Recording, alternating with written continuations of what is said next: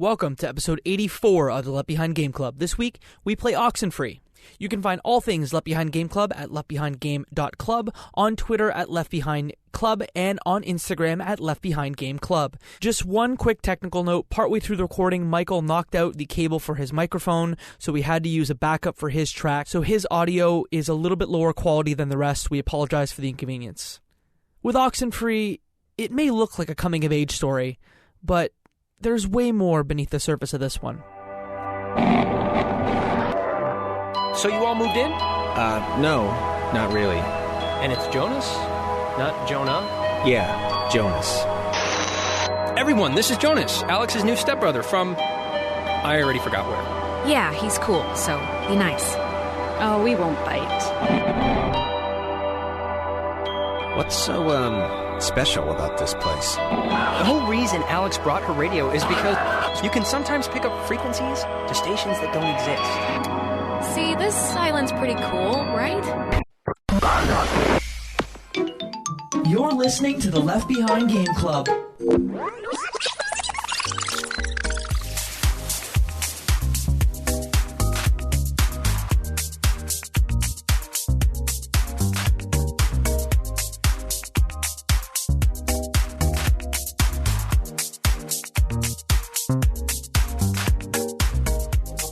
Welcome to the Left Behind Game Club, our never-ending attempt to make sure that no game is left behind. I'm your host, Jacob McCord, and today I have three friends with me. First, the two friends you know. I'll start with Mr. Michael Ruffalo. I'm excited to talk about a very interesting game. And here to talk about a very interesting game as well is our other co-host, Moe Murtati. Let's do it. Let's do it, folks. And our special guest on this show, his first time on the pod, the co-host of the NES Pod, the new entertainment system podcast, Kam Konek. Hey, how's it going? Thanks for having me. The crowd goes wild. Yeah, thank you so much for coming on. Yeah. Before we get into the game, why don't you tell us just a little bit about the podcast that you co-host? Yeah, so the show is the new entertainment system podcast. I co-host it, with my friend Nathan Brandt. It's essentially a show where we have a spreadsheet that is, we call it a robot because we're idiots, that basically takes kind of Mad Lib style, a genre, an IP, and a twist that gets thrown in, and it randomly spits out like a video game that's totally fake that we just spend the rest of the episode pitching. It's usually me and him and a guest. We just did our first ever live show, and that was fun, so we might do more of that. But that's pretty much what it comes down to. So it's about as ridiculous as you could imagine. It's really just video game Mad Libs, if you kind of boil it down. But it's very silly and very fun, and makes us realize that real video games are very weird. But they're great. I can retweet it. Oh, yeah. I have another weird video game for you. This week's video game, Oxenfree, developed by Night School Studios, released on tons of different platforms, initially released on the Windows, on Mac, and on Xbox One on January 15th, 2016.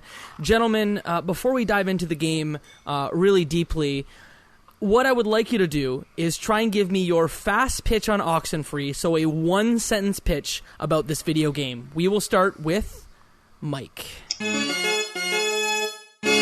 Oxenfree is an adventure game about choices. There are a few puzzles to be solved, and it takes place in a Lynch-esque Pacific Northwest island where teenagers come to have a good time and find a little bit more than just a good time. Cam, how would you pitch Oxenfree? It's an adventure game featuring a bunch of cool, quirky teenagers as they go and try to have a good time on this cool party island, and they eventually learn more about themselves and each other through this kind of cool supernatural mystery. Mo, what's your take? I'd say it's a mysterious adventure game with super clunky controls and a main character that does not traverse the platforms fast enough. Okay, and I would say that this is Goosebumps, the video game, but in 2020. Oh, yeah, that's really good. Well, yeah. You know what? I don't like this. He made all of us go because he knew he had a better one. Yeah, totally. Yeah. I feel robbed. I am the guest. You're supposed to be nice to me on this show. And he's like, you know what? Yeah, you guys talk your gibberish. I'll just watch this. Just make up something. It's fine. Cam, mic drop. Cam, I promise in this podcast, I will make it right. I will pay you back. Before we start, what did you know about Oxenfree before we started playing it for the podcast? I'll start with Cam. Honestly, I didn't know a single thing about it. I knew that people really liked it, and I knew that it was made from a smaller studio. I know Night Studios, is that their name, right? Night Party Studios, Night right? School Studios. Night School, thank you. I was thinking of After Party. I know that like people were very excited for After Party, their most recent game to come out, but I just hadn't really kind of given them the time of day, not for any sort of negative reason. So I just like straight up knew almost nothing about it. Sure, Mike, what did you know? I knew just about nothing. I got it for free as part of Games with Gold, and I've definitely seen some character art online before, I think in YouTube thumbnails, but other than that, knew nothing. Did not know what I was walking into. Could not even figure out what the game was about based on its, thumbnail on the Xbox dashboard. Because how would you... The art's kind of like pastel-like, and it's different than the in-game art, right? Very much so. It seems, at the early playthrough, it seemed as if someone was being trapped in a UFO ray and being carried up into the sky. Mo, what did you know about Oxenfree before you started playing? It's going to be a similar trend. Absolutely nothing. And I'll even give you this. 30 minutes in the game, I still didn't know anything. So... And see, I think I was the one that might have suggested it. I think Cam and I were going back and forth talking about what game we should play, and you're like, hey, Oxenfree looks cool. It's on Game Pass. Why don't we do that? Yeah. And it's always been a game that I've been interested in playing. After Party is a game that also I've wanted to play, which is their second game. They come from a bunch of like ex-Telltale. Mm-hmm. So like the studio heads is like ex-Telltale, and then a guy who used to make licensed games. So I guess you can kind of see the pedigree a little bit with this one. But I've wanted to play this game for a while, and I'm really happy that we did. What did you guys play this game on? I played it on Xbox. I also played it on an Xbox. Yeah, same here. It was part of Xbox Game Pass, so it was just it was an easy choice for me. Some recent news, I just rebuilt my PC, so we're back in the PC Master Race. Ooh. But what you Xbox people did to me is you made me still use that Xbox Elite controller. And I hate you for it, because that's what I played it with. But Mo, do you like the controller? Yeah, it does the job. It's pretty good. That's the weirdest thank you I've ever gotten. I never give credit. All right. Well, on that note, what kind of game is Oxenfree, guys? It's definitely like a 2D, almost platform-ish adventure game. I think it's pretty light in the gameplay department. It's a lot of just walking around. It's a lot of just making dialogue choices. And like I really like they have the mechanic where you have a radio and you're like tuning into different frequencies, and so like I was playing it on Xbox, so you press like the right bumper and then use the right stick to like navigate the different frequencies, which you can do while you're walking around, which I thought was like neat. I thought the radio stuff was pretty snappy and cool. I thought that was really cool as well. And when you said it was light on gameplay, Mo almost nodded his head right off. I could tell. Yeah. No, I exactly that, but I did kind of like that radio frequency, like interaction with the game. One thing with that is like the sounds were all almost based off of like radio, like trying to connect with things, and when things connected, it was like that little bit of static. It felt really like genuine. I thought audio in general was pretty well done. I know we're going to talk about some other stuff, but like voice acting, one of the most believable. And then I read that it's the same girl from the Wolf Among Us that we played. Oh wow. Cool. Yeah, she's the same voice actress for, was it the love interest for the wolf guy? I already forgot that game. Look how quick it is. Oh man, I don't remember. But anyways, yeah, so when you mentioned it, like they had the Telltale stuff, I'm like, oh, it's probably her. And then I saw a little snippet when I purchased the game, or when I downloaded it, and it was Game Pass. Mm-hmm. It's like, oh, this person from Wolf Among Us. I'm like, and I heard her. Yeah, it was good. I had read a lot about this game that they wanted to make a walking, talking game, because a lot of the time when you make adventure games, it's a lot of like, hey, I'm going to go to this point and I'm going to talk about a thing. And this is the first game in their mind, I mean, it came out in 2016, that like you do a lot of walking and you talk at the same time and kind of learn more about the characters that way. And I think that's probably a very fair assessment of what this game is. Mm-hmm. Yeah, absolutely. Do you know what came first, this or A Night in the Woods? Night in the Woods came out like exactly a year later, looks like. Okay. Because I had played Night in the Woods first, this gave me the sense of like, oh, someone played Night in the Woods and wanted to do something similar, but this game is very much its own thing. It is very its own game.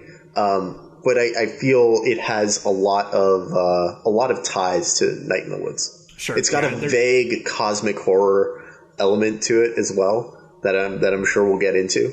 But yeah, this game is very much an adventure game at its core, but clearly, evolved, taken to the next level. Not your typical Telltale cure decisions, go to one place, solve a puzzle, move on to the next. Yeah, I think that's a really fair point because, like, I'm a huge fan of, like, the teenage coming-of-age film. Like, I always think of movies like The Spectacular Now, movies like Perks of Being a Wallflower, and, like, both of those games, like, fit with those movies to me. So I guess I agree with you, Mike. I think also with like the feel of the game, they're both built with Unity, and I don't know if it's so I do a little bit of development within Unity, but whenever I play a game, I can kind of almost feel that they were using the Unity engine without seeing that splash page, and I think that might be part of it too. I can't be the only one that plays a game and goes, oh, this feels like a Unity game. And what makes it feel different than like an Unreal game? I don't know if you've developed in Unreal at all. I don't know. For me, maybe it's like the navigation and like traversal on like platforms and the way like they run into obstacles, and I can almost see they're called the colliders within like certain paths. So when you're walking, you can like, if it's like a artistic curvy like path, that takes kind of a little bit of it takes a lot of load on your computer to kind of generate a dynamic path around a curvy thing. So they'll just put a straight line. So when you're walking, for some reason I just can see that when I'm walking, if I can't go through the path, the artistic path, I know it's because the collider is there. It's not letting me go through it, and you have to go around. It's a quicker way to develop. Not quicker, it's more efficient. Sorry, it's a lot of people do that to save your whatever console. And there was a lot of walking in this game. I think that's fair to say. Yeah, sometimes definitely. maybe too much. But you don't start out walking. In the game, you start out, and there's 5 characters in the game. Alex, Jonas, Clarissa, Nona, Ren. Yep. All these characters have their own, like, they fit a high school stereotype. Alex is the rebel, and Jonas is, I thought kind of a douche bro. And Clarissa's like the popular, well-liked one. Nona is the best friend and has nothing of her own. Yeah. And Ren is just the stoner. Mo? Okay, Mike's doing the thing where he's tilting his head. I want Mike's take on every character. What are they like? And maybe I'll try and help connect too. I don't feel like the characters, aside from Clarissa, very easily slotted into the tropes and stereotypes that you would expect in a standard high school comedy coming of age dramedy. Yep. Alex seems to be kind of scarred by something in her past, right? And I think the other thing about Alex is, because she is the character that you play, she is maybe one of the least firm characters. You get to kind of decide how she reacts to things. And as much as all of those choices in dialogue lead to generally the same place, you really get to shape her character more than any of the others. Ren is both your best friend, Alex's best friend, but also a bit of a stoner, wash up. But he's, a kind of lovable F-up, and that to me didn't fit super, naturally into the stereotypes. But then again, Superbad exists. So, maybe it does. And then if you look at Nona, which was super weird for me because that's what I call my grandmother. She, as you get to know her, one, she's the girl that the guys seem to have a crush on. This is the character, not your Nonna, right? I mean both. I don't know a single person that doesn't love my Nonna. Of course. I mean, when we started the podcast, we did a few podcasts from your Nonna's house, and she made us dinner, so... Yes. I will fight anyone that says anything ill about your grandmother. Yes. There we go. But yeah, she seems to be the type of girl that the guys have a crush on. She seems kind of your girl next door in a way. But she also, tells you this little bit about how she found a loophole that if you get enough detentions, they'll give you a suspension. And the suspension is actually just free time to do whatever you want as long as you get your work done. And she loves ballet, right? Yeah. So it's a bit of an odd combo. And not I think your typical high school trope. Kind of backpacking off of that point a little bit, the thing that I really did appreciate about the characters, I know we're just kind of jumping all around the story here, but as you spend more time with them, you do understand that, okay, well, maybe they're not all exactly what you would expect them to be kind of at face value. I think these characters are really, really well written. For instance, there's the point, like you said, whenever Nona talks about that loophole with getting detention, then she goes on, at least in my playthrough, to talk about hey, by the way, my birthday's in a few days, I'm having a thing, you're invited. And then basically tells you no, Clarissa is actually a really, really great person. She was there for me whenever nobody else was. You might think that she just kind of treats me like trash, but she's kind of all I have. And it's really cool that as you get deeper with these characters, it really kind of paints your kind of perspective of them. Up until that point, I'm man, Clarissa sucks. I think she's terrible. That is the perfect time to talk about Clarissa, because she definitely fits the mold. Absolutely. She sucks. The bratty, pretty but clearly vapid, annoying beauty queen or prom queen. Mike, you touched on this earlier. Do your decisions change the story? Did we all have different games at all, or was it just the final little bit which I was reading on? Yes. So I don't want to say everybody, because there are not infinite endings, but there almost everyone's going to have their own playthrough. At the end of the game, based on the decisions you make, you get a nice postcard photo ending where they essentially recap the choices you made and how those impacted your ending. Yeah, it's kind of like an old 80s movie style, this person went on to do this thing. Okay, so it's just the ending though, right? But the gameplay in the middle throughout the game was pretty much the same. Because the reason why I say that is because with Clarissa, I never really got the fact that she was a good angel. The only little snippet I got was when you take a flashback and you see that she was dating your brother at the time. She was kind of nice to him. She was normal, whatever. But that was the only time I saw kindness and genuine thing with her. And the reason why I say that is because I kind of gave her that cold shoulder throughout the game, kind of. I just, every time she said something, I'd say something just to either irritate her or just, humor her. If she's being a jerk, I'd match it kind of thing. So it was a lot of that, and I never really felt bad for Clarissa. I thought it was that stereotypical, bad person. Whenever you have a decision, you should, get rid of her kind of thing. So that's what I always had in the back of my mind. She's almost intentionally evil by writing. She's not an actual, evil person. Yeah, but at the end of the game, didn't you feel Simple Minds could have been playing, and it could have been a John Hughes movie where everyone's just yeah, if you did this the right way. Everybody just freeze frames with their fist up. It's great. There is clearly an optimal ending that I think people would shoot for, where you get to save just about everyone. But that will lead to some discussions about whether there's actually an ending and what the ending means. Okay. But before we do I'm looking forward to hearing your take. Thank you. Before we do that, let's talk about how this game starts. You and your group, your cast of characters, your John Hughes cast, decide to go to an island to hang out on the beach. And you get there and you find Nona and Clarissa, and they're hanging out. And the whole time you're okay, Ren likes this girl. We're going to play this game. And you're posed with your first initial decisions. Are you going to be the one that pushes Ren to talk to Nona about her, his feelings for her? Or are you going to be the friend that's downplaying it when people put him on the spot? Because Clarissa is a grade A, words that I cannot say on a family-friendly podcast because I don't want to have Jacob edit this.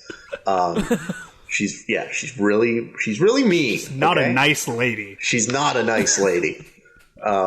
And so as a result, you get to kind of flirt with some decisions and making choices and how you're going to not only react to people, but how you're going to put the people around you in different situations. And I think this is the first time, and of multiple in the game, where they do something really interesting, which is the decisions you make and the decisions that aren't even in your control change how other characters think of not only you, but of the other characters in the party, quote unquote party.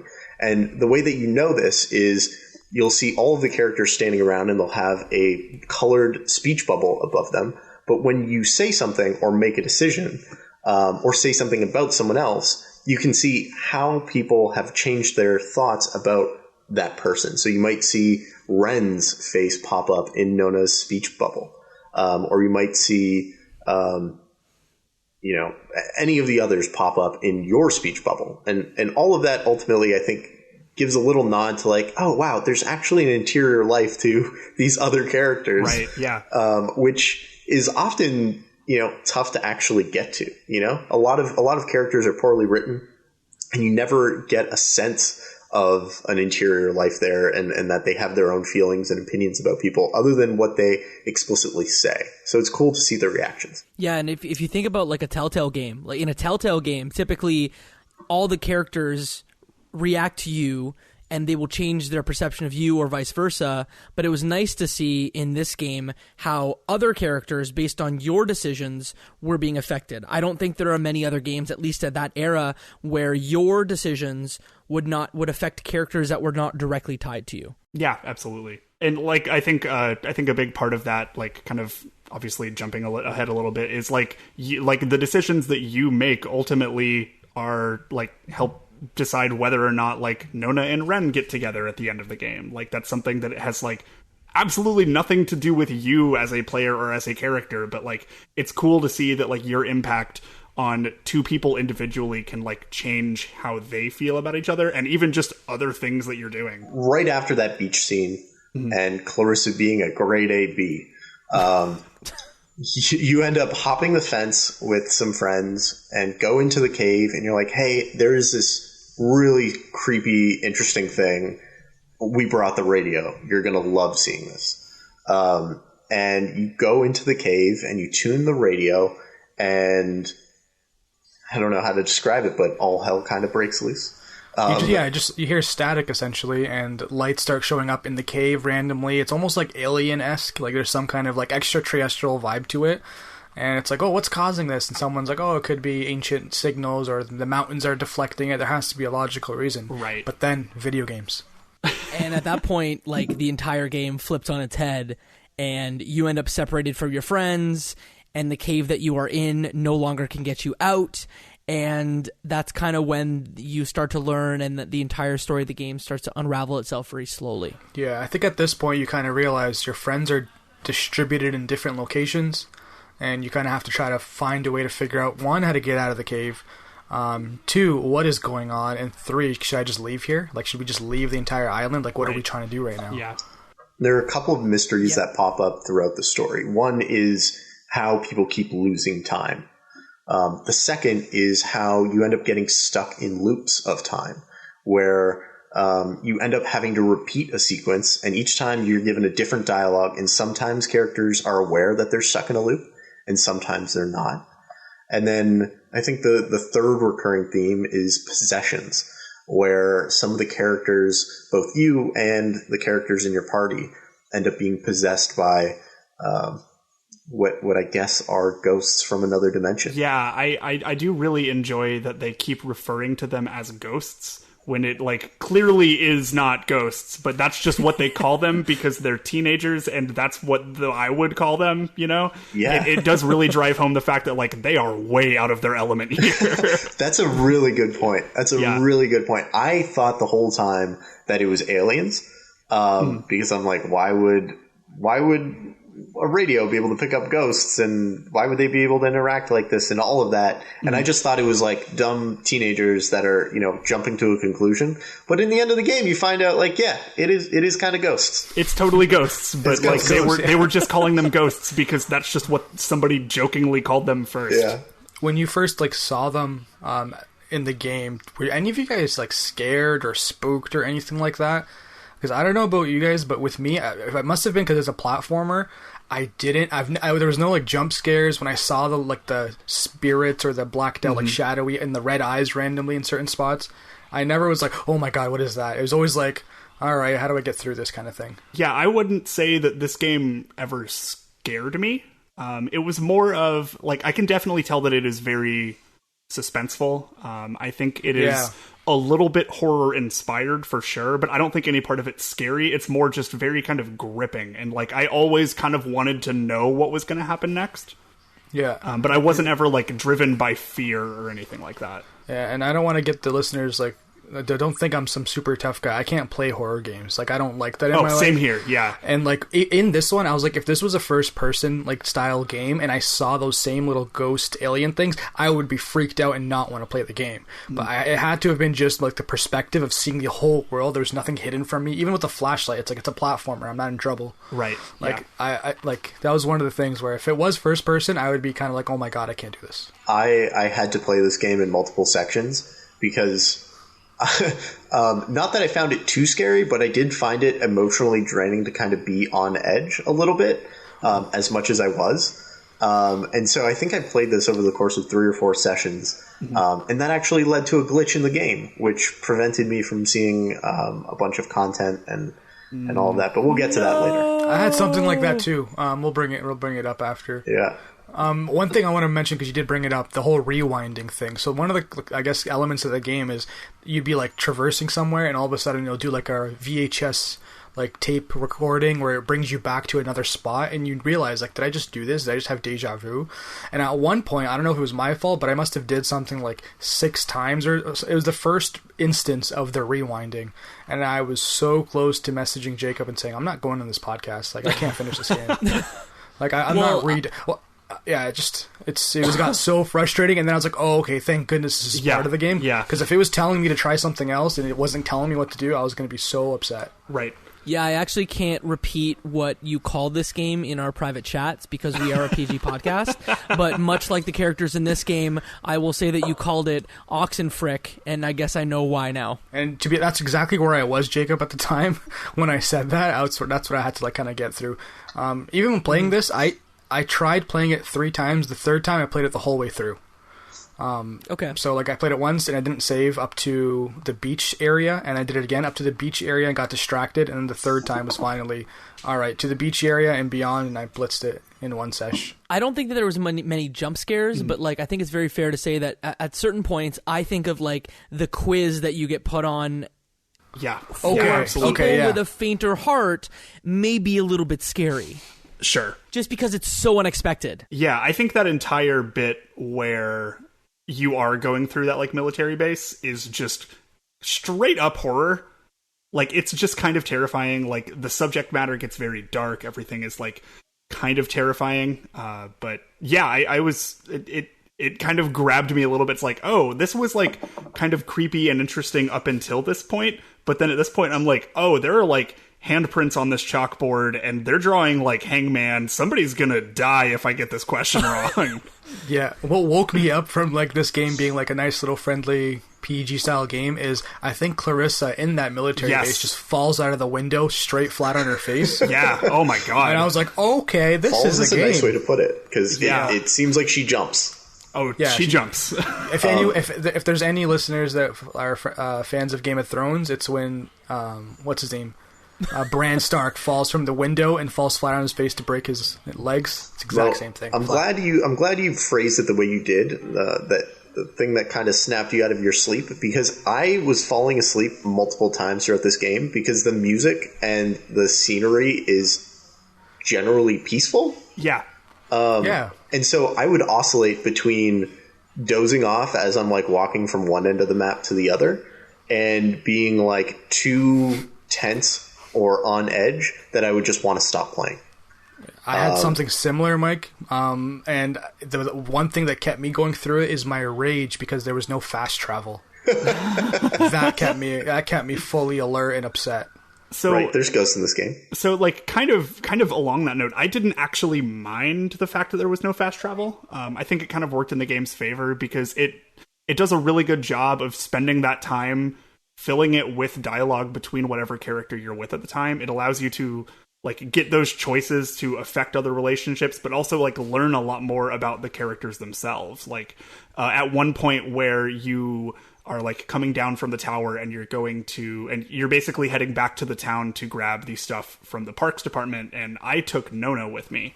And Same. at that point, and I picked her because I'm like, I haven't spent any time with you, and also like these two idiots are just being annoying. Let's leave. Like, let's get out of here. You clearly deserve hate each this other. too. Absolutely.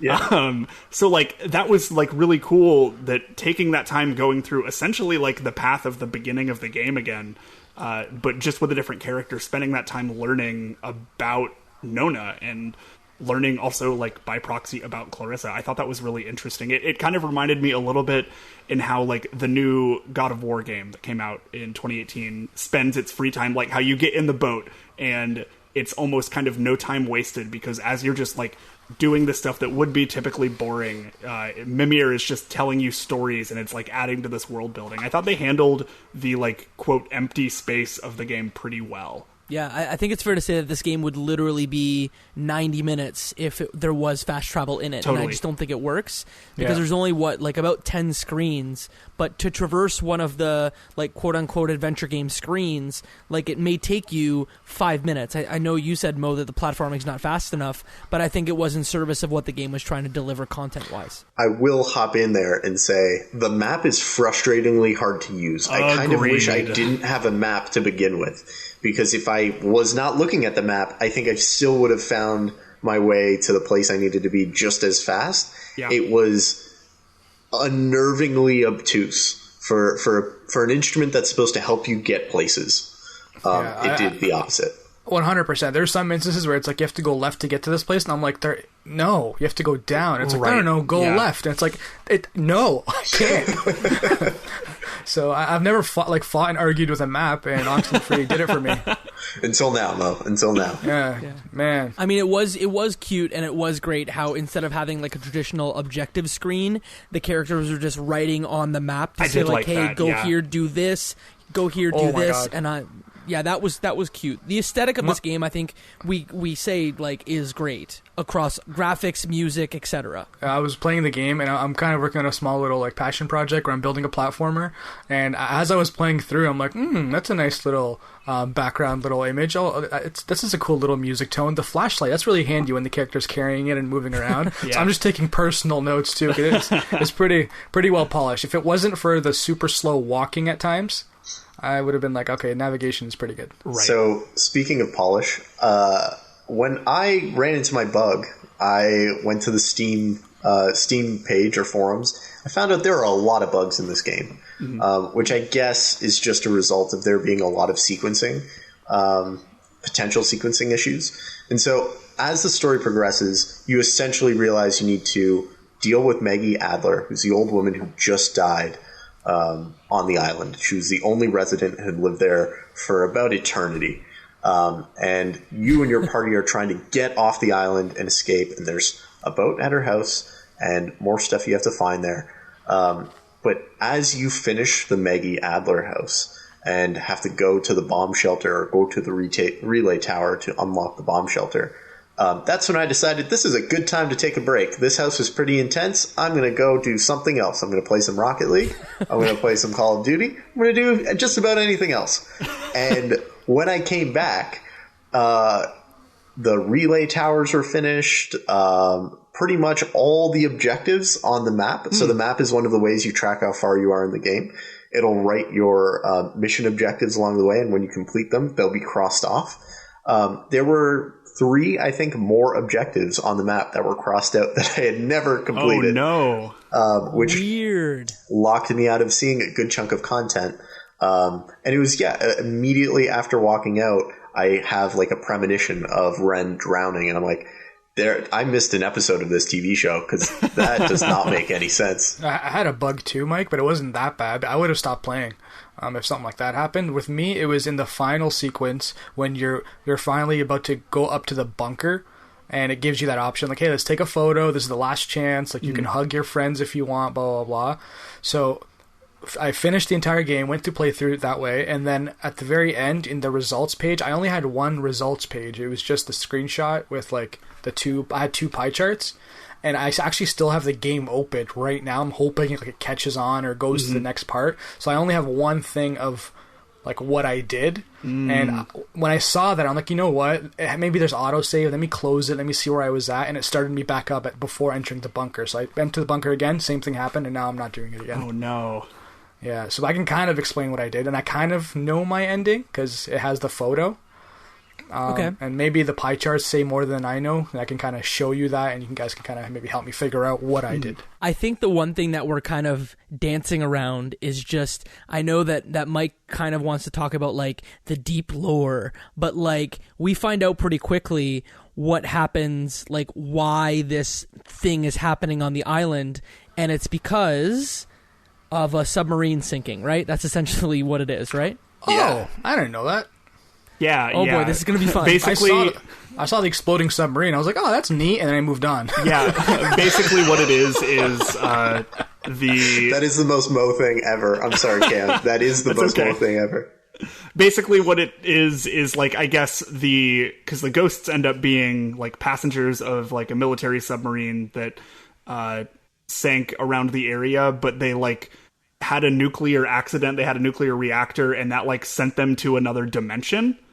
And then, and I want to say I'm right about this part, but like the crew of that submarine they had previously tried with Maggie Adler's family to like come back into the real world and like take over their bodies, but they did it too quickly that time and ended up killing like Maggie Adler's family. So she, like, her entire existence for being there was to basically prevent people from showing up there and like trying to keep them at bay. And then you essentially like learn as you get to like that house part that you mentioned that was a lot, because it's a lot, where they are trying to essentially, they're like priming you and your friends' bodies to like get them out of the dimension and just basically swap existences to where they become you and you kind of cease to exist, which is a lot. I did not expect this game to go in that direction whenever like the first conversation was,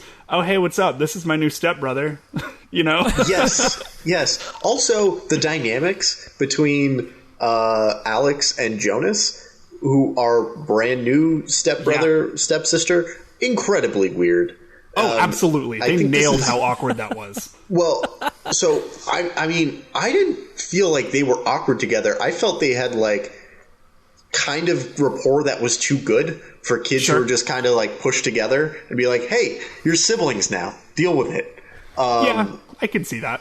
Like, I think this is a good opportunity to really, for me to say, I didn't feel these teenagers talked or acted or behaved like teenagers, but I really want to get your take.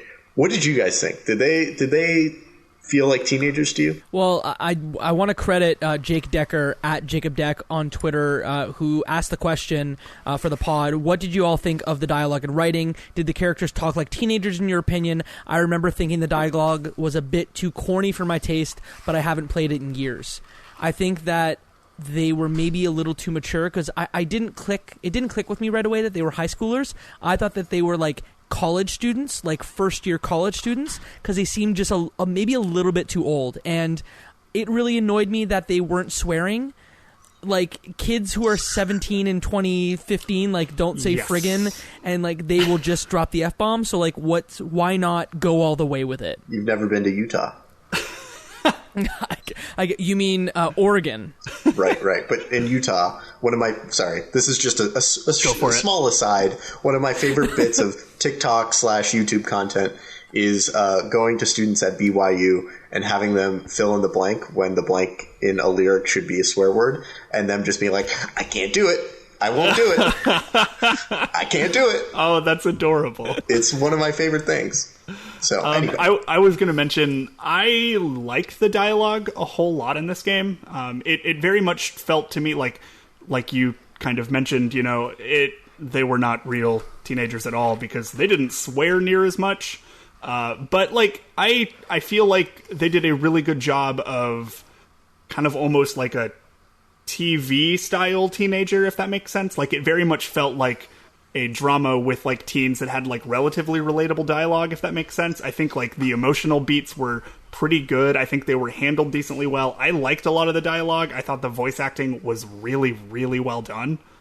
I think a lot of the delivery and a bunch of that stuff was really believable, save for a few instances, but I mean, that'll always happen, you know. But I did really like the dialogue a whole lot. I kind of didn't expect to. I thought it was going to be really kind of super quirky for the sake of being quirky, but it never really... I was kind of drawn into it a little bit more. It felt relatively natural.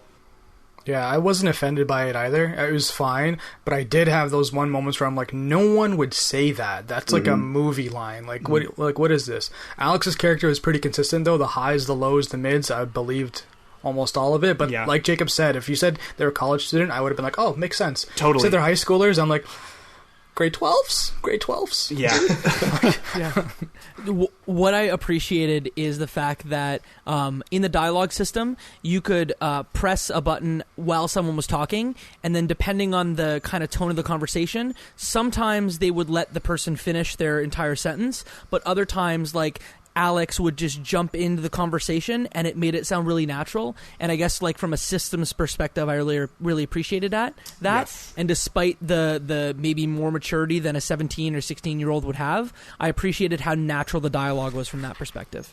I'm glad you brought up that, because I found that the characters were too mature to be high school students. The way that they dealt with, like, being moody or conflict with each other, I was like, I don't know adults in my life right now that handle it this maturely. Like, honestly, maybe I'm just hanging around the wrong people, Jacob and Moe, but who knows? I totally agree, Mike, because in the beach, when Clarissa is doing her full-on, like, rage, I'm the worst person in the world kind of dialogue, I'm like, some of the stuff she's saying, she's supposed to get swung at. Like, there's no other option for this stuff. Like, when she's saying, oh, you killed your brother, you're the reason why he died, and, like, it's like, we're going at it now. There's no, like, at that point, there's no maturity. You fight everything.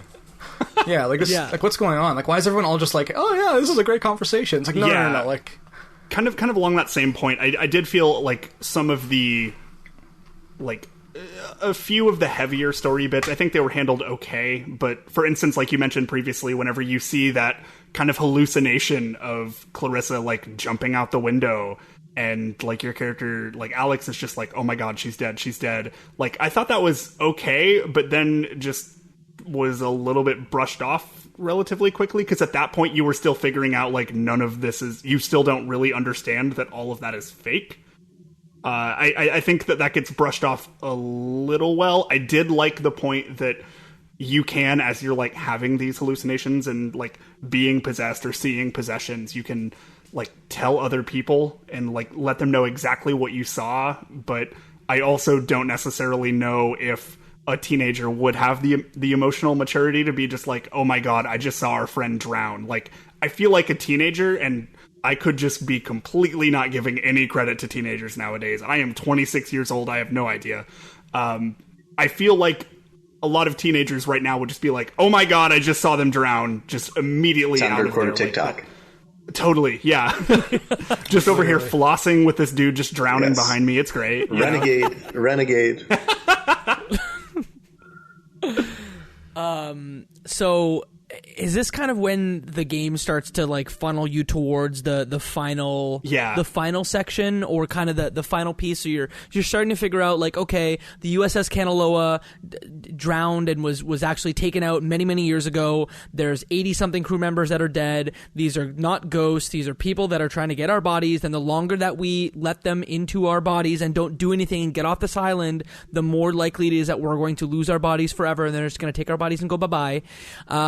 You get everyone together, and then you realize that you have to, once you can't get off the island from Maggie Adler's house, you go into a bomb shelter, right? Is that kind of the final kind of you find some there? Clues that tell you, like, you have to go to the source and, like, defeat it, essentially. Yeah. So you realize that there's this bunker underground, and that's where the source is, and you're like, we have to take care of it now.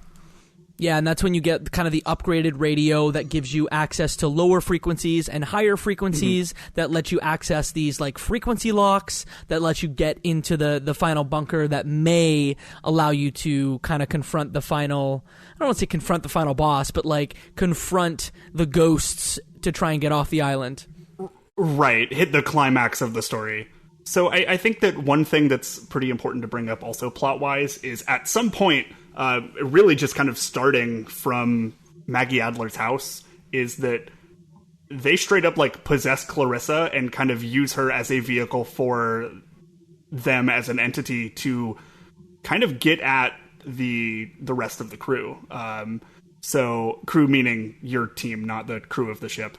And so like at that point, I know that there are a few instances once you go on, like once you're on your way to the tower to unlock the bunker. I know there is a choice that you can make there that can totally affect the ending of the game, where the ghosts are just like, hey, straight up, give us Clarissa, we'll let you guys go. And you can say yes, and you give her Clarissa and just leave, and that's it. But I didn't, personally. I don't know if any of you all did. I did. Yeah. You did? Okay. You did? Yeah. So let me explain my rationale. I was extremely nice to Clarissa at the very beginning, and she was a real pain. And throughout the game, she just continues to be a pain. And then when you find out she's possessed, you have this moment where you can say to her, like, hey, you need help. And she's like, oh, yeah, what kind of help? And you can either say you need an exorcism or you need therapy. And this is only after we find out that she was nice and sweet before her short-term boyfriend, Michael, your brother, died. And I'm like, oh, so she just needs therapy. She needs someone to talk to. She needs to get through it. She is going through some stuff right now. Yeah. And you say to her, yeah, you need therapy, in like the nicest way I think you could ever tell someone that they need therapy. And she's like, already tried it. You can't shrink me down. I'm too tough of a nut to crack. And I'm like, okay, then you're beyond repair. Take her, ghost. Bye. Yeah, goodbye. You've just been the worst. Yeah. But then later you can say, actually, I was kidding. I'm keeping her. Deal with it, ghosts. Peace out. Ha. Yeah. Yeah. Yeah. I didn't give them. I felt very much at that point like I understood like, oh, she is going through some stuff, and like people lash out whenever they're going through like, severe trauma, like your boyfriend dying. But also like the ghosts could very easily be afraid of what we're trying to do and just trying to get us like out of their hair. So I'm like, no, I'm gonna go. Like, you don't want me to do this, which means I should keep doing this. I think I want to give a credit to the writers or the writer or whoever created the story for saving Clarissa in my playthrough, because I felt that it was very like, you have to get rid of her because she's mean, like this is what you're gonna do. Like they've built it up so high where it's like, she's a bad person. Yeah, she went through some stuff, but she's still evil to you still. So I was like, because of that, you want me to do it, I'm not gonna do it. And I beat you, writer. Yeah. Take that. That's all I actually did. I thought that they were bluffing. Like, when they kept saying, like, oh, we only need one, like, you guys can just go. I'm like, that means that you're bluffing. And, like, Clarissa, totally a pain in my butt. But at the same time, I just did it because, like, it wasn't going to be like Lord of the Flies for me. I was going to try and get all of my friends. It's a John Hughes movie. I need to get all my friends off this island, out of detention. It's fine. So that's why I was like, I need to get everyone off. But because the ghosts are bluffing. So I had a sense early on in the game that it was going to be really tough to get a perfect playthrough, and that people would die even if you made decisions that you thought were correct. So I wasn't very confident that I was going to leave the island with everyone, and when they gave me the opportunity to be like, trade the one person who's been a real pain this whole time for all of the other people who have been trying to be productive and help us get out of here, sure, easy. I mean, even with the very close relationship, so we've mentioned Michael before, Alex's brother who drowned. Clarissa was dating him for a while. They were getting very serious. I thought it was just like a couple months. I mean, for a high school student, it's a while. Okay, yeah, because Mike is kind of right, because the big thing in that whole story was Michael asks Alex, like, what do you think of her? Like, I really want you to like her, and she's, I chose get rid of her, dump her kind of thing. So, like, I feel like if you ask your sibling that, it's definitely not a 3-month thing. I don't know. Sure, yeah. Sorry, it is a 3-month thing. It is a 3-month thing, sorry, yeah. Mo, you have a sibling, right? If your sibling was dating someone that you didn't like, what would you say to... You have 2 siblings. What would you say to that sibling? Would you say, I hate your girlfriend, break up with them? Or be like, you gotta make your own decisions, and if you like them, then you gotta just have your own way and love them, right? In those situations, it's essentially like, this is what I'm seeing. I could be seeing it from a different set of eyes, like that I'm not seeing. But as your sibling, you're like, I have to let you know this, and this.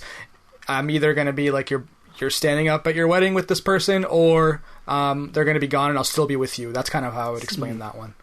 So the same thing, essentially. Yeah, just telling them, but letting them know, like, I'm not just saying this is what it actually is. Like, this is what I see. If I'm wrong, then I'm wrong, but I just want to at least let you know this is what I see. I agree with Mo. What did you choose in the end? So, like, I'll just set up the final scene. Okay. The final scene, there's, like, two things that happen. Essentially, you walk into the bunker, and there's this tape playing, and you're with Jonah. And with Jonah, this tape starts playing, and Jonah starts to think that he hears his mother, right? So that's kind of your first small choice. But the big choice after that is you're going to tune into a frequency that lets you kind of access... Is it the past? Is it underwater? It's just wild. Go ahead, Mo. It's literally the Upside Down from Stranger Things. Yeah, not far. That's like I forgot to mention that throughout this podcast, but that's the vibe I got. Like, I want to say 3/4 of the way in, I'm like, oh, it's kind of like the Upside Down with the weird noises, the frequency, and in particular when you're like inverted and you start showing like the decisions that you were talking to yourself in like the river and in the mirrors. That's when I was like, oh yeah, it's kind of like similar concept. I think that is the moment where the cosmic horror of it really becomes apparent, because the ghosts tell you that being in that nothing, being in that absolute void hurts more than dying. It hurt more than the ship exploding. Nothing was worse than their existence there. So they would take anything, even if they had to share Clarissa. Yeah, because it's fair to say throughout the game, like, the ghosts' voices are, like, more than one voice. There's tons of different voices making up her voice. Picking up what you were saying, Jacob, so when you get the choice of telling... what's his name? Your boy toy. Like, hey, don't Jonas. go to the radio. It's not your... Yeah, Jonas. It's not your mother, blah, Your blah, boy blah. toy, you mean your stepbrother? Yeah. Whatever the dude is. When you're... Is that, like, a major choice that you do there? Like, what was the whole thing? Like, is that significant at all? Because I just kept saying, let's go, but in my head it's because I want to finish the game. I didn't really care about him talking to his, like, mom. I kind of took it as... Okay, like, the ghosts literally, like, they knew how to get his attention. They were trying to distract him because for them, like, the more time that this rift is open means the longer, like, the better chance they have of taking their, like, existence, essentially. So I 100% was in the exact same, like, mental space as you can, but I also remembered very early you walked past a mirror and you heard some advice that Someone had said to you in the mirror, I'm not sure who it is, says, hey, let Jonas talk to his mom when he's there, or don't interfere. I want to get into that once we get past this point, because I thought that was very cool. I thought that was super cool. And so I was like, okay, well, you know what? This sounds like an upside down version of me, or a me who is stuck in a time loop, who's like able to pass. It's like an Inception thing, or not Inception, Interstellar. Yes. And so I was like, sure, screw it. Let's go for it. I'm gonna, I know this is not the mission right now, but I also know that I just got to experience some pretty severe closure working through some time loops with my brother. And I can't deprive Jonas of his ability to do that with his mother. Because at that point, you don't necessarily know, and I think your characters allude to this, is that you're not sure if you're like traveling through time or if you're seeing an apparition. Right. So like why keep him from that closure when you've already gotten it? Yeah. Right? Yeah. So I did the exact same thing. It's really interesting to think about, because the more I'm kind of thinking on that is whenever you were like going through those apparitions, that's what's happening whenever you're possessed.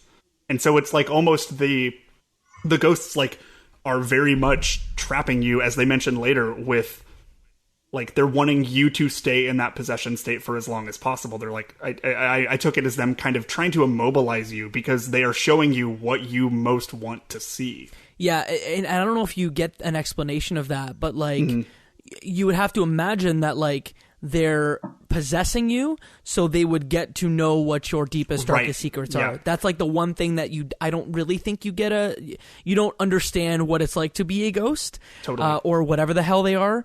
But that's what I thought too, is like they must get to understand me intimately, and that's why they're doing this. Or that's why they're able to do this. So you get to the USS Kanaloa.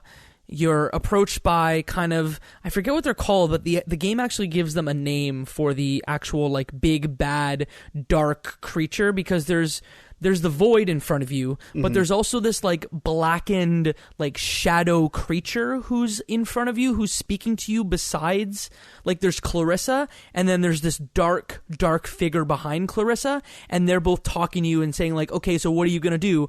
Are we just taking Clarissa and you're leaving, or are you going to try and break this? So what did you guys do in that instance? So I fought and I tried to break it. Okay. I felt like up to that point, there was my character I felt was very dead set on, I don't care. I'm getting my friends out of here. If that means I go down with this ship, then so be it. But I said I'm getting my friends out of here. I'm sticking to it. And that's the route that I went down. And I did the same thing. Same thing. I did the same thing. And I was I literally wanted to get rid of them. So we all did the same thing. Yeah, I said same thing. I changed my mind. I'm keeping Clarissa. And I got into... So I think everyone ends up in the situation where you're in the void and you're having an argument with the ghosts. And then at some point, I would assume halfway through the argument, I don't know whether I was close to the end or not, I pulled out my radio and I realized, oh, you can tune into some frequencies in here.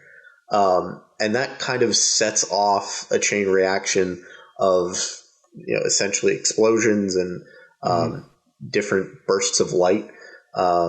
And, I'm blanking. Where do we end up from there? You end up on the boat. I think you're right. You just kind of wake up on the ferry. And you see the outcome of your decisions. Yeah. And for me, I wake up on the boat and Michael's there. And okay, yes. Okay. So I did not have that. Okay. And So pretty Mike, much maybe you the go whole with yours. conversation is about me trying to come to grips with, is this a loop? Is this real life? Am I in the past or am I in the future? And Jonas is on the boat and Michael's there as well. And Jonas is not your stepbrother in this situation. He's brought to the party by Ren. It is an interesting ending. And so that led to my ending, where the main things of note were, one, that Michael was alive, two, that Jonas was no longer stepbrother, and three, that Clarissa was alive and with us, but went off on her own. She was not part of the group. So do you get a chance to talk to Michael before the boat at all? Or is that something unique to maybe my playthrough? There are a couple of moments where you're definitely talking with him, where he gives you a bunch of life advice. Where in the bedroom, yeah. right? And you're like, okay, yeah, okay, yeah. So I did a little bit of looking after I finished the game, mostly on like Wikipedia and a couple of just seeing what other people got, because I was really interested to see what else was going on. And I guess you can, basically through the time loops, if you convince Michael not to move away, then he shows up at the ferry on the end and he is alive. He can be essentially revived. For lack of a better term. Yeah. Which is so selfish of Alex. Totally. Yeah, completely agree. So I did the final decisions twice. Remember I was telling you I went to the bunker twice? Mm-hmm. So the first time I did it was just my natural playthrough, and I told him go away, experience new things, blah blah blah. And then when it froze, and I thought it froze, and I redid it, I was like, I'm going to do the complete opposite things, and I got the same finale pretty much. So I'm assuming it's because there's an aggregate of my decisions. I think so. Throughout the game. Yeah, I think it's just kind of an aggregate of. There's obviously multiple Michael flashback sections where you're talking to him about his future, what he wants to do. Yeah. And if you just really drive the point home of please do not leave, I need you here, then he will be there. My two choices were literally do what you want to do or go away, go do something different. Yeah, I basically stay here. I basically just went with hey man, live your life. I will be your sister always. I will support your decisions. Do what makes you happy. And whenever I woke up on the ferry, Michael was not there. It was just the crew as normal, and everybody was just kind of there. In my game, Ren and Nona did get together. Same. Yeah, which good for them. Sure, got an achievement for it. Yeah, same. Yeah. I mean, out of the characters, and I think it's fair to say Clarissa. Jonah and Alex, I feel, got like the deepest story. Agreed. And Ren and Nona were just like the tag-alongs. Yeah. I mean, you can't develop every character very deeply, but those two were just kind of like, sure, let's get together. Just get them together, sure. I feel they like clearly like each other. There's some of, like, I feel at least Ren is a strong character, even if he is not a consequential character. He likes drugs. That's all I know about Ren. I did really like the bit about how he gets really upset that people just associate him with drugs. Like how... Oh, dang, I just did it. Yeah, and he's just like, I am much more of a person than that. Do you guys really just think of me as a lowly druggie? And, like, I think that's really interesting, because, like, people who are typically, like, really into that could be, like, a big wake-up call for them. Or they could just be like, yeah, that's me. That's cool, whatever. Like, it was, like, this neat kind of depth to that character I liked. Cam, what happened with your playthrough? Like, on the boat, like, did you have Michael? Sorry if you already said this. So I did not have Michael, and Ren and Nona got together, and Clarissa and Alex were friends, but like not good friends. At the end of the game, Clarissa went off to do her own thing, and like her and Alex would talk, but not like often, but like just kind of check in occasionally, like the damage was kind of healed, but they weren't ever really good friends, if that makes sense. Yeah, because you get shown a postcard at the end of the game, and on the postcard can actually be very different based on what happens, but it essentially runs you through the 3 to 4 different decisions that you would have made, and surprisingly, and I don't know if it surprised you guys too, but it surprised me when it actually showed percentages, because I was like, oh, they're actually tracking this like a Telltale game, and it tells you, like, okay, you and 19% of other players kept your new stepbrother at a distance, for example. Yeah. And all of us, I'm sure, had different outcomes, because there are really like 4 big sets of decisions with characters, and some of them, even Clarissa, there's like 5 different variations that you can go for. I don't know if mine, I just sent a screenshot of my, like, the stage at which my game is stuck in right now, and I can't like move on. Yeah. And it's just that, but I think the photo tells most of how I played the game. So Ren and Nona got together. You and Jonas are cool. Like, there's nothing weird about you guys. And then Clarissa, I gave the cold shoulder throughout, and she's just living a miserable life because that's what I bid on her. Jacob, how did your game end? My game ended with have it here. Michael did not come back. I kept Ren and Nona together because, much like Cam, sure. Yeah. Yep. Clarissa, I made up with her. So like. Good on me for like making up with the Rachel McAdams and Mean Girls of this video game. And I kept Jonah at a distance, which I didn't think I was doing. Same. But like, I guess like if I was thinking about my brother and I was maybe like, because there's a point where you're like, hey, I don't want to go with you to this section of the map. So I guess there are multiple points where I did keep him at a distance, but not my intention. Wait, when you get to decide who to bring, Nona, Ren, or... Nona. Okay, same. I think we all much did. like Cam, because I'm like, I haven't talked to you at all. Mm-hmm. I would like to understand what you are as a human. And also, so you two are being babies. 100%. Yeah. The testosterone is so thick you can cut it with a knife here. That's really interesting that you made those choices, but like I also like I went with Nona whenever, like, from the tower part, but most of the game was me and Jonas. So like I had like Ren and Nona got together, and Clarissa and I like made up and were friends, but also like Alex and Jonas were pretty close. So like that's I guess I got like the most hopeful positive ending probably, but yeah, I don't know. I think everybody gets the ending that you want because it's based on the decisions and conversation choices that you're making. So everyone kind of gets their ideal outcome. Yeah, Yours surprised me though, Mike. I didn't believe that Michael was actually coming back to life. It surprised me too. So like, here's the thing with me though, because like I got stuck in like one portion when you're at Maggie Adler's like house. It was right after the like, I guess, boss fight with the spooky person, and then I had to go up in the attic. No, I had to go select the picture to finally get the next like interaction going with the story. So I googled like, what do I do at Maggie Adler's house? Like, how do I proceed? Stuck, and that's when I started realizing people are gonna die, and depending on your choices, you're not gonna see someone. And I'm like, what's happening? Like, who's dying? Like, and then before you enter the bunker, you have an option to hug everyone. I'm like, okay, here we go. Someone. I did too. Yeah. I did it the second time because I was the first playthrough. I was like, let me just get through this, and I ran right past them. And the second time, I like stopped, saw the roses. I saw, I can hug this person. Okay, hug. Yeah. All right, hug. Maybe I can save them. And then when I woke up and I saw everyone was there, I'm like, what? No one died? Come on. I think this is a really great point to bring up a question from Twitter, from @StoryEverPod. And the question is leave possible? And I think like that's one of the big questions that the game poses. And I want to get your take on it. I'll start with Michael, because he's like chomping at the bit. He's ready to go. This is really what the like, whether we got to the ending or not really is where we have the conversation. Because as this postcard, narrative is explaining what happened and where everyone went at the end of the John Hughes movie, you're seeing loops like VHS tracking go through some of the postcard as if you're stuck in a loop. I decided to stay in town and go to college here.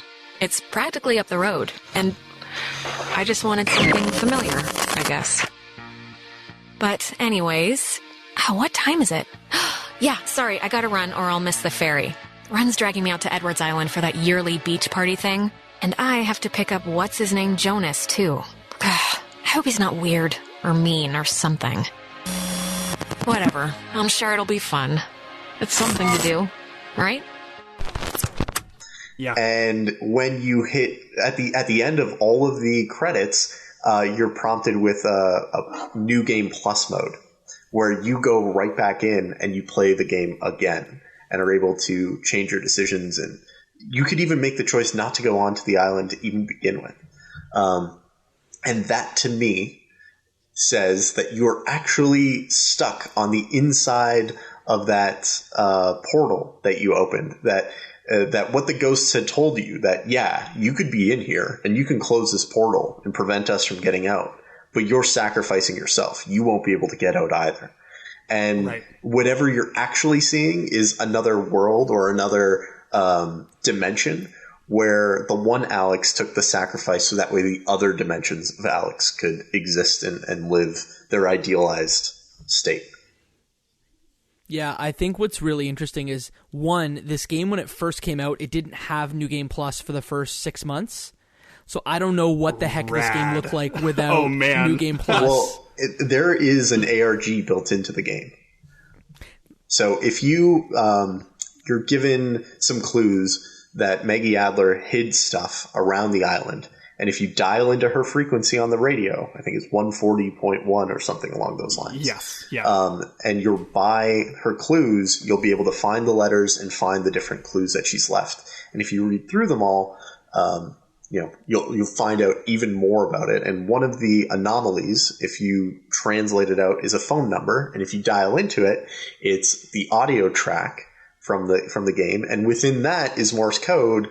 And all of that leaves a bunch of different clues that the people who are playing the ARG put together. And I think it was only after that was completed that they added the new game. Yeah, and there's a great documentary about the ARG on YouTube if you want to look it up. Like, it's a 25-minute documentary. It's super cool. If you're into Oxenfree, highly recommend. But the point that you brought up is that at the end of the game, the tape loops, right? And you have an option not to go to the island, but that's only after you beat it on quote unquote the best ending, right? So you'd essentially have to do like multiple playthroughs to see, okay, I do my first ending, I'd maybe do a bad ending, and then I get to a point where I warn my Alex not to go to the island, but is it an Alex who's trapped in the portal? I guess we'll never know. Mm-hmm.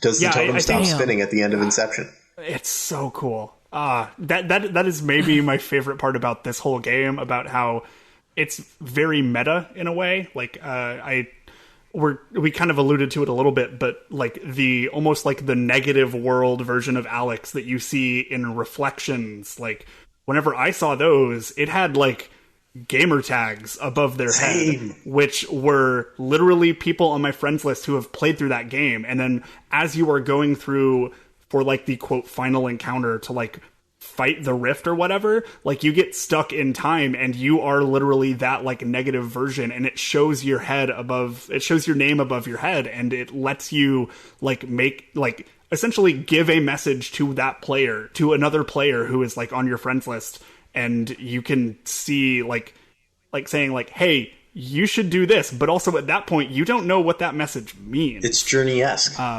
It's very, very Journey-esque in that way. It's really, really rad. I also loved how those characters, like those players, got credits in the game because they are like actual characters. So like it showed like, oh, this person was played by, and then a gamer tag. I thought that was so cool. I didn't even realize they were in the credits, but I think that's an amazing touch. It's so cool. Like they nailed the presentation and just how weird and meta and time loop stuff is hard to pull off, and I think they nailed it.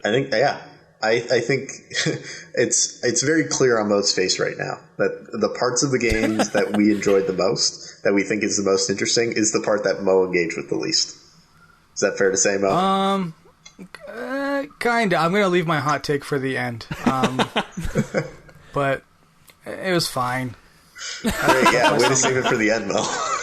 Yeah, it's fine. There's a little teaser. Then why don't we? Well, is there anything else that you guys want to cover about kind of the story on top of the story before we kind of get to the wrap up of this? Yeah, like I think this game is a very focused meditation of sorts on fate and being comfortable with choice, because this game is all about making choices and learning to deal with it and learning to live with them.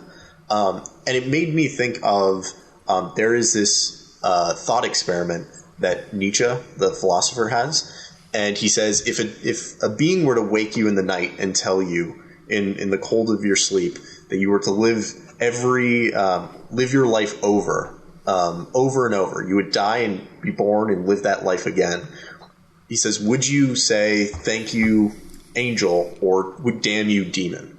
And it falls into this concept that he has of Amor Fati, which is like literally translates into the love of one's fate, which basically means have no regrets, learn to let go, learn to be, excited and happy with the choices you've made. And he essentially says, like, that is the test of whether you're living a life that you can be proud of, right?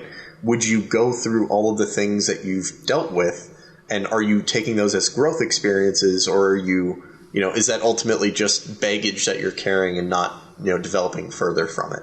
And I think all of the stories in this game are reflective of that. You have Clarissa, who's holding on to it. You have Alex, who's clearly impacted by it, but maybe not scarred by it in the way some of the other characters are. And you're seeing each of these characters have their own level of baggage letting go. The ghosts have issues letting go.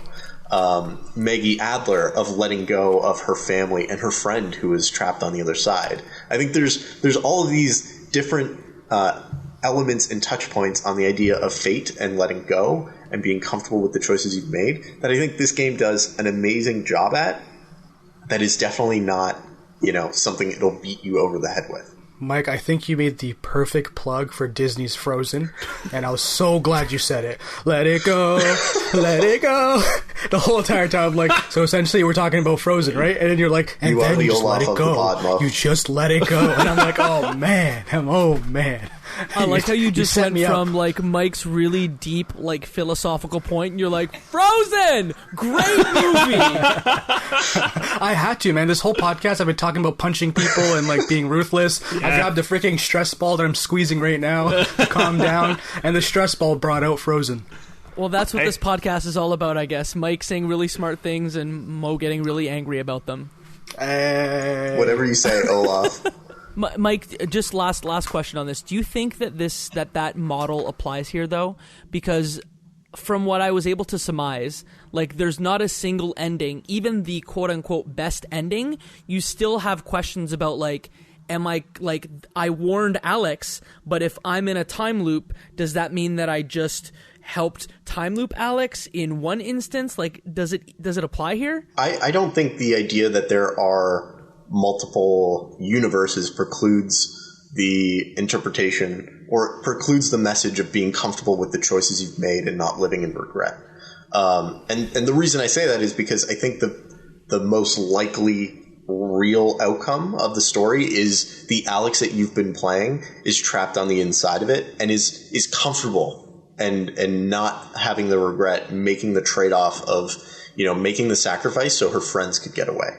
And, I mean, clearly the ghosts warn her, and she does it anyway. So I think it still stands. I think this is a good point for the community.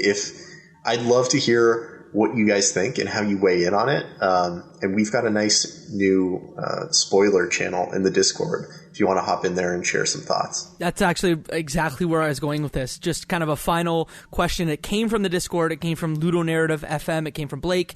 And he asked the question, on paper, Oxenfree seems like something I'd love. I tried about an hour of it and was totally not feeling it, so I stopped and haven't gone back to it. Depending on how the discussion goes on the podcast, what words of advice would you have to give to someone like me that might encourage me to give the game another shot? Counterpoint, or just leave it be? I would leave it be. I don't think you need to force yourself to play through it just because there might be something at the end you might like. I think if you're not enjoying the journey, kind of using Nietzsche's test along the way, if you wouldn't enjoy the journey and want to do it again, then you should definitely change things up and do things that you would want to repeat, that you would feel comfortable living through.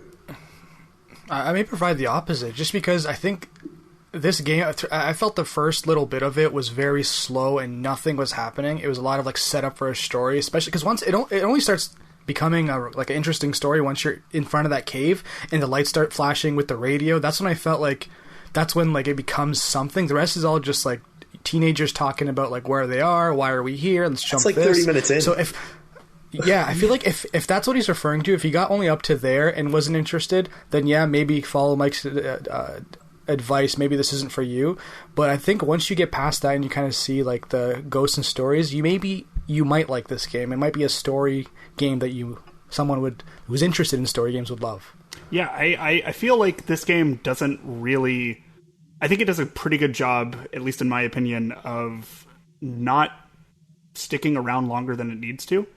I think that it's relatively respectful of your time, like I said earlier, with the whole filling what could normally be just this tedious kind of backtracing through places that you've usually already been before, but filling that with dialogue so it's interesting and engaging, and you're learning and making choices about and for these characters. I think it is pretty respectful of your time. I think I got through it in maybe 4 hours or something like that. So if you've given it maybe an hour or so, I feel like at that point it does ramp up. So after an hour, maybe at that point you would probably be able to know whether or not it's for you. But yeah, I'm a big believer in not forcing yourself through something that you aren't enjoying just for the sake of finishing it. Any final thoughts about Oxenfree before we ask a few questions about it? Something I did want to bring up that I think we've kind of hinted at it, but I think the sound design in this game was absolutely phenomenal. The use of radio not only as a mechanic, but using static and just having random weird broadcasts in there was just an absolutely incredible touch. I loved how the music, you got just into this kind of rhythm of it's just kind of this nice atmospheric, pleasant-ish, kind of a little bit synthy music. But then the moment something started to seem a little weird, it got a little bit distorted. You were kind of playing it backwards on a tape recorder or something. I really, really enjoyed even the sound design of the little anomalies that you would find, those little triangles that were hidden off the beaten path that you would tune into a frequency and activate for a collectible. There were a few of those that were literally and they were always well timed for where you would see those after certain plot points. There was one that I found that was right after the part on the house that you're at, and I was really it sounded just interesting static, and then there was just this crystal clear voice saying this is just how existence works, Alex. It's your part, it's your time to do your part for us, so let us help you do your part, and something like that. And it was oh my god, this is so cool. They really nailed how atmospheric everything feels. They leaned into the radio aesthetic in a really cool way that I was really impressed with, and the music also was just pretty good. So big shout out to the sound design on this one. That was maybe one of the most impressive things for me. I I thought the sound design was great. I loved the soundtrack. I thought it was peaceful and eerie and just really great. I thought the voice acting was great. As a game, I don't know if it's as good as it is interesting. And I think that's where I would probably leave it. I don't know if I have a judgment on whether it's a good or bad game, but I know I enjoyed my experience with it. And I think I think that's largely because it made me think a lot. Yeah, just kind of like piggybacking off of that sentiment. Like I am very much somebody who values kind of more of an experiential thing. I'm willing to like overlook some stuff. Like I do think that the issues with how slow the game controls and how like it is just not fun to move Alex around on that island at all. Like I think those are 100% perfectly valid criticisms. But like just the overall experience and just the atmosphere and everything about it and like how it's making me think about it after I finished it have definitely kind of elevated it for me personally. To be honest, identical sentiment to both Mike and Cam. Like I thought it was a great game, but sorry, it's an interesting game. Late, a Mo, lot of the elements are flawless. Yeah, no, I can't. I'm taking it back. We're reverting this one. No, it's. I can see it's very polished. Sounds excellent. Voice acting is excellent. Story's like interesting, cool. It's different, but it's just not for me. Like it's not something I would ever play or play again or recommend to almost anyone unless you like just story-based games. Like I can't go from playing like the new Modern Warfare, League of Legends, Rocket League, and then this. It's like kind of just complete. It's like, why am I doing this right now? Sure. Like that's essentially what comes down to, and I can see how someone could say, "Are you kidding me? It's the storyline's great, the voice acting is great, all of that's great." I'm like, I understand, not for me. Yeah, and that's what I appreciate is that games can be different things. In this instance, this is more of an experience that it's like a story that you have like a bit of agency through, or do you have agency? But that's what I appreciated is that games can be different things. I appreciated the experience that it put forward. It respected my time, like you said, Cam. And I would say, like, especially if you have Xbox Game Pass and you're curious, like this is something that you should definitely give a try. Absolutely. Do not leave it behind. For lack of a less corny way to end this show. That is the end of our Oxenfree episode. Cam, thank you so much for coming on this episode. If people want to find you and your work on the internet, where can they find that? Yeah, first of all, thank you guys so much for having me on. The show is really great, and I'm having an absolute blast doing this, so thank you guys so much for the invitation. Thanks for coming on. Yeah, absolutely. You can find me on Twitter at TheCamDman. That's TheKamDyman.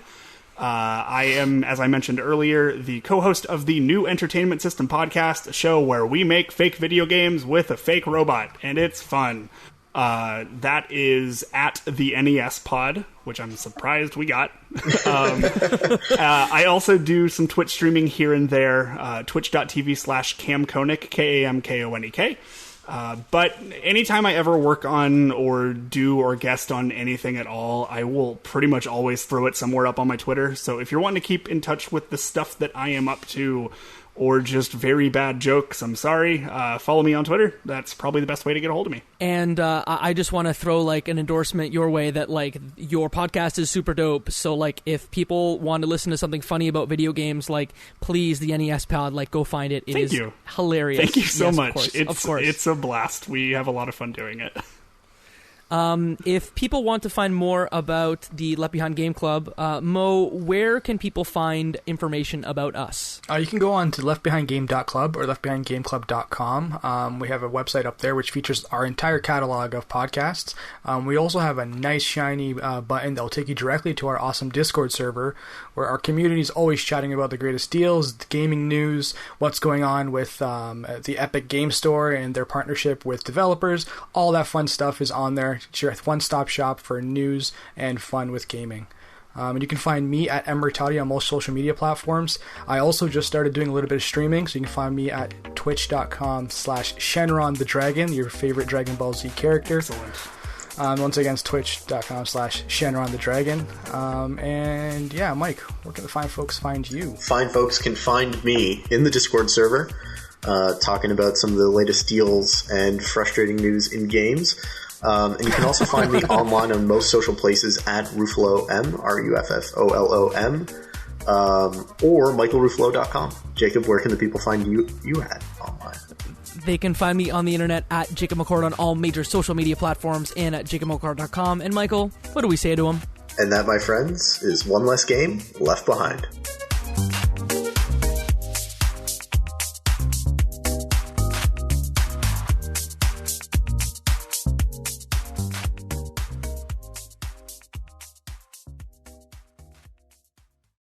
Hey, it's Jacob, and if you want to stick around, we're going to do a solo version of the Left Behind game show just for you.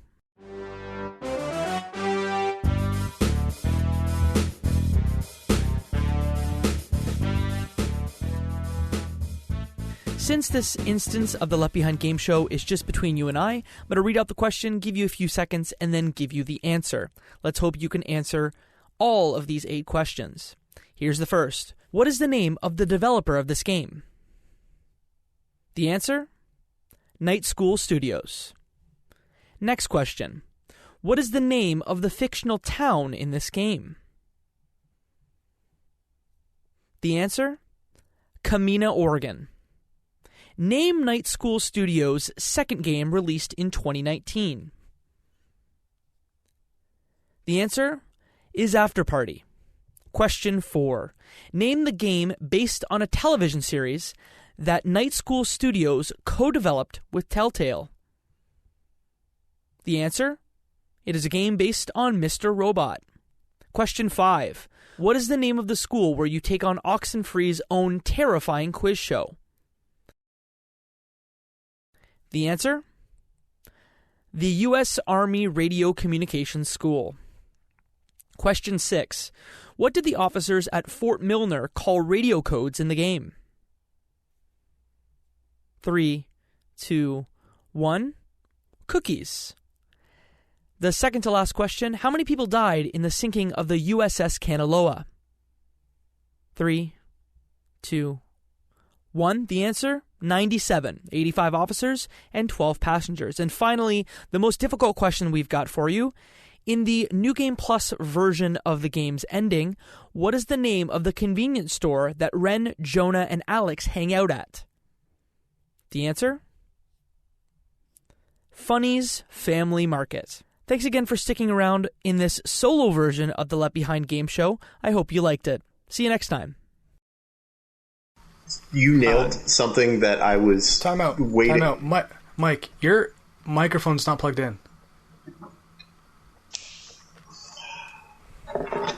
It just got unplugged? Yeah, I think it just got unplugged. Bad. I think that was it. Oh my god. That's way better. So much better. Oh my god. Wait, not this whole time though, right? I don't know. Well, when did I start sounding way better? Right now. Right now. No. That's okay. Let's keep this ball rolling. Amazing. Yeah. No. No, come on. Do you want the Sound answer great. you want to hear, or do you want the right answer? No. Come on. Can you check your recording though? What am I real, supposed though? to check now? It's in the middle of recording. Do you want me to stop recording? No. Let's just keep it going, because what else are we going to do? I can play with your recording as long as it's still recording. It's still recording. Okay, Okay. let's just do it. Do you see the blips all the way in the beginning, I'm assuming, Yeah. too? Okay. Cool. Great.